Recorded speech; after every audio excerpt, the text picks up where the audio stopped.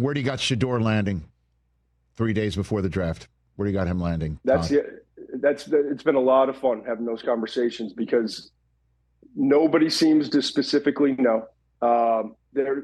What I've been told is there's a little bit more love in the Giants building on the personnel side. There's the scouting department, the coaching staff, not so much.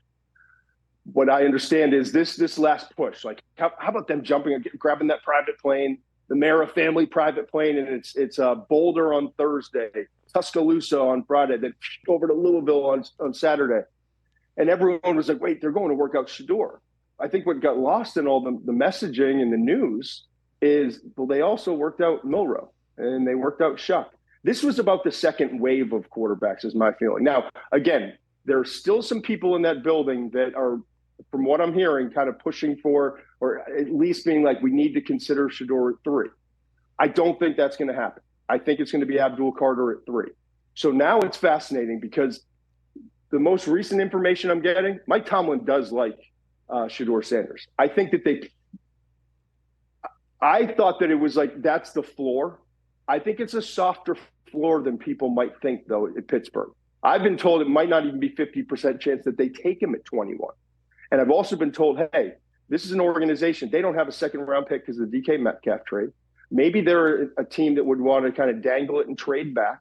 But who's going to trade up? My information is I don't think Cleveland's going to trade back up for Shedeur. I don't know the Cleveland's even going to trade back into the first round. I think all these teams are looking at it saying, are all these guys going to fall? Is Jackson Dart going to be available at 33, 34? Is Shedeur going to be available at 33, 34? So it's going to be a fascinating night. There's going to be a lot of speculation and rumors, I'm sure, in the next 72 hours. But as of right now, I can't say firmly that there's a floor. The closest thing we have is still Pittsburgh, but that's not a lock according to what people are saying. And honestly, the conversations I'm having, there's more talk about where do we have to go up in the 20s to get Jackson Dart than there is about there's one or two teams that are buying. I think New Orleans is more interested in Dart. I think maybe the coaching staff for the Giants could be more interested in Dart. And so if that's the case, it may be more of a sweepstakes to get in that 20s range. Maybe Minnesota, only the fewest picks of any team in the NFL this year, 4 picks. Maybe Minnesota's a team that could trade back out in the middle of the 20s for a team looking to move up to go get Dart, like New Orleans or the Giants. So it's going to be a lot of fun. Like you on that desk, Shedeur's still sitting at home or wherever he's going to be. Jackson Dart accepted his invitation. Now he's rescinded it. He's not going to be there in Green Bay. So it's going to be a lot of fun trying to figure out where these quarterbacks go, as always is the case. But this year is going to be kind of wild. The team that is not quarterback needy that will take a quarterback in this year's draft is Todd McShay? Which one? I could see Miami at some point. I think the Jets are in the market, but I think more 3rd, 4th round. Okay. I think the Rams at the right quarterback at the right spot, day 2, maybe early day 3. I think we're going to see, obviously, Ward go 1. Then I think somewhere in the mid-20s, we'll see that second quarterback come off the board. I'd bet the under on 2.5 in quarterbacks at this moment in the first round.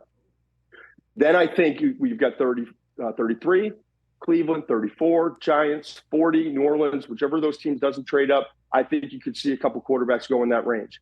Then I think we're going to go a while on Friday night, but pick 41 towards the very end. Maybe a team takes one of those 3rd-tier quarterbacks. And Milroe is obviously the wild card. He's going to go on day 2, according to everyone I talked to. I don't know where that landing spot is. But then I think you get into that Will Howard, Riley Leonard, McCord from Syracuse. I think those guys will be probably Saturday guys, but I think one of them maybe could sneak into that late 3rd round range. Maybe it's Chip Kelly with the Raiders late on day 2. For Howard, because he had a front row seat. For Howard, sorry. Yes, Got exactly. It. Okay. Todd McShay knows here. the language, Sure. Has trust in him, all those things. Yep. Catch the Rich Eisen Show live weekdays from 12 to 3 p.m. Eastern on Roku Sports Channel in the U.S.